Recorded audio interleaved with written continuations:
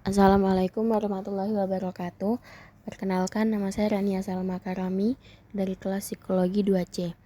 Nah, di sini saya akan menjelaskan tentang makna hidup pada masa dewasa awal. Yang pertama, masa dewasa awal adalah masa awal seseorang dalam menyesuaikan diri terhadap pola-pola kehidupan baru dan harapan-harapan sosial yang baru.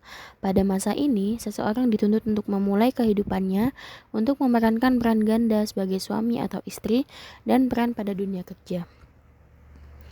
Nah, pada teori yang disampaikan oleh Erik Erikson, masa dewasa awal adalah masa di mana pola ketertarikan pada masa kecil mulai bermain nyata dalam hubungan sosial dan romantis. Nah, pada teori Erikson, tahap ini disebut dengan tahap intimacy versus isolation atau keintiman versus isolasi. Usianya sekitar 20-40 tahun. Nah, pada tahap ini juga individu mulai mencari hubungan yang lebih dalam dan bermakna dengan orang lain. Fokus utamanya adalah membangun keintiman emosional, cinta, dan komitmen, baik dalam hubungan romantis maupun persahabatan. Jika berhasil, individu akan mampu membangun hubungan yang erat, saling percaya, dan penuh kasih. Terbentuknya kemampuan untuk mencintai dan menjalin komitmen jangka panjang. Namun, kegagalan dalam tahap ini juga dapat membuat individu bisa merasa kesepian, terisolasi, atau takut akan kedekatan emosional yang bisa berujung pada keterasingan sosial atau kesulitan menjalin hubungan intim. Yang kedua ada teori Harlock. Nah, Harlock mengatakan bahwa teori masa dewasa awal Harlock mengatakan bahwa masa dewasa awal itu terjadi antara usia 18-40 tahun. Nah, masa ini dipandang sebagai periode yang signifikan dengan karakteristik dan tugas pengembangan sendiri. Jadi, menurut Harlock, masa ini adalah masa-masa emas seseorang, di mana seseorang berada pada umur terbaik sepanjang hidupnya. Nah, periode ini juga merupakan periode penyesuaian diri terhadap pola kehidupan baru dan harapan sosial. Ya, merupakan masa reproduktif dan pembentukan keluarga, pengembangan pola hidup dan nilai yang bertahan lama. Selanjutnya, ada teori Bowlby. Teori John Bowlby. Nah, Bowlby mengatakan bahwa masa dewasa awal adalah masa di mana pola ketertarikan masa kecil mulai bermain nyata dalam hubungan sosial dan romantis. Lalu, pengasuhan masa kecil dapat berdampak pada seseorang di masa depan, dan cara seseorang menjalin hubungan yang dipengaruhi oleh keterikatan masa kecil bisa berdampak pada makna hidupnya. Jadi teori ini tuh sebenarnya nggak jelasin secara eksplisit tentang masa dewasa awal. Namun, Bowlby berpendapat bahwa pengasuhan di masa kecil dapat berpengaruh pada masa dewasa kita. Seumpama nih, waktu kita kecil tuh diasuh dengan pengasuh yang responsif dan suportif, maka di masa yang akan datang kita akan memiliki IWM atau internal working model yang positif, seperti aku layak dicintai dan berpikir bahwa orang lain dapat dipercaya. Nah, ini tuh bikin dia lebih sehat dalam menjalin hubungan romantis dan pertemanan di masa dewasa awal. Selanjutnya ada contoh kasus. Ini saya ambil dari sebuah jurnal dengan judul Kebermaknaan Hidup dan Orientasi Masa Depan pada Wanita Dewasa yang pernah mengalami kehamilan pranikah. Jadi, pada kasus ini, menurut Erikson, mereka itu di sini tuh ada beberapa wanita atau beberapa wanita yang dewasa awal itu mengalami kehamilan pranikah, yaitu kehamilan yang terjadi sebelum pernikahan dimulai. Jadi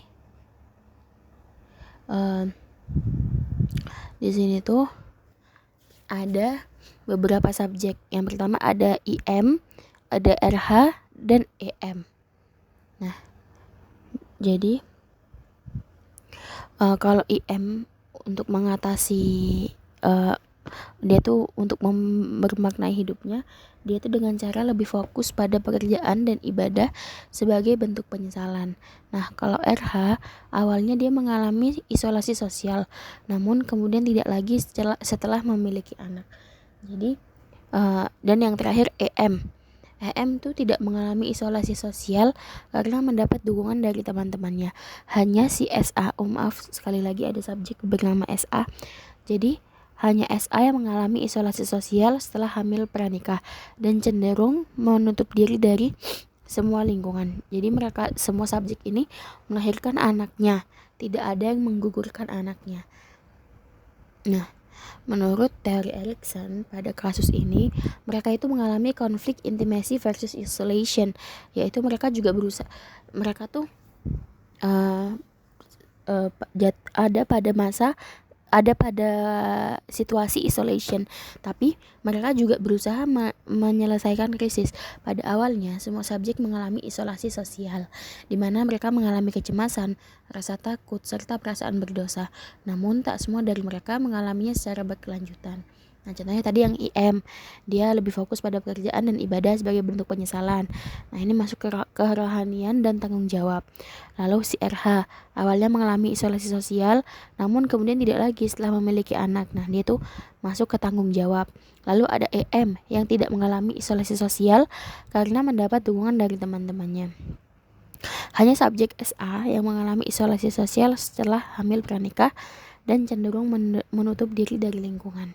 Nah, makna hidup dan perencanaan masa depan bagi mereka itu ada kerohanian, kebebasan, yaitu merasa lebih dewasa dan mandiri, tanggung jawab, self-transcendence atau penebusan dosa dengan bekerja di bidang sosial, dan keterbukaan diri, yaitu bersyukur dan bangga memiliki anak dan menyiapkan finansial.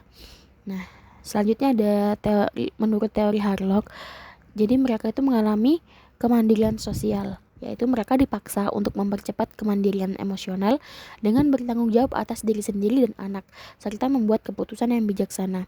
Yang kedua ada penerimaan peran sosial. Meskipun dihadapkan dengan stigma, mereka berusaha menyesuaikan diri dengan peran sebagai ibu atau istri. Makna hidup ditemukan dalam mengatasi tantangan sosial dan membangun identitas yang baru. Selanjutnya menurut teori Bowlby pada kasus kali ini, yaitu mereka menekankan pentingnya hubungan aman dan sportif dalam membentuk makna hidup. Nah, dalam konteks dukungan sosial, makna hidup dapat ditemukan pada hubungan yang sportif dengan keluarga, teman, atau pasangan. Dukungan ini membantu mereka merasa aman. Sedangkan dalam konteks peran sebagai ibu, kelekatan dengan anak menjadi sumber makna hidup yang penting dengan berusaha membangun kelekatan dengan anak. Juga mungkin sebagai upaya untuk memperbaiki pola kelekatan yang pernah mereka alami. Nah, secara garis besar, makna hidup bagi dewasa awal adalah, menurut Erikson, yaitu makna hidup bagi dewasa awal adalah mencapai keintiman, bukan isolasi, yaitu membangun hubungan bermakna. Jadi menurut Erikson, makna hidup sendiri itu adalah bagaimana kita membangun keintiman dengan orang lain, entah itu sahabat atau dalam hal romantis atau dengan keluarga.